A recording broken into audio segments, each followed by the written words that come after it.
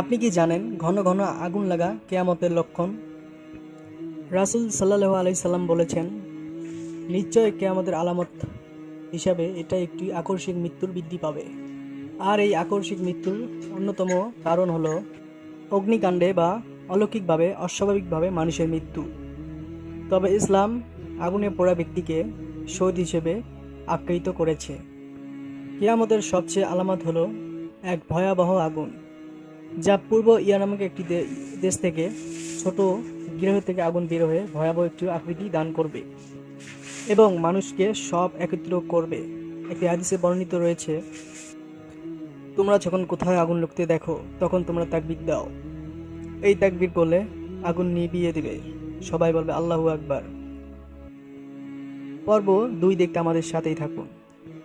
আপনি কি জানেন সর্বপ্রথম কে জান্নাতে প্রবেশ করবে?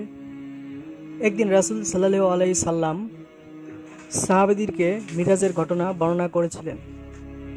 তিনি বললেন, জিবরাইল আমার হাত ধরে ওই দরজা দেখালো যে দরজা দিয়ে আমার উম্মতেরা জান্নাতে প্রবেশ করবে।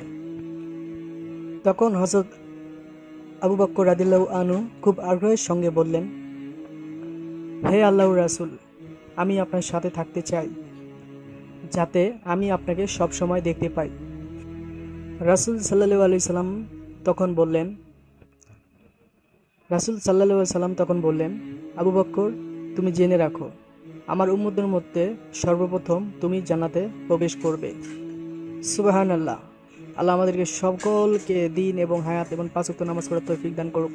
এবং সাথে সাথে আলোর পথ চ্যানেলটি সাবস্ক্রাইব করে সাথে থাকবেন, ইসলামিক চ্যানেল, এবং ভিডিওটি লাইক দিয়ে শেয়ার করতে বলবেন না। আল্লাহ হাফেজ। নেক্সট ভিডিওতে আবার দেখা হবে।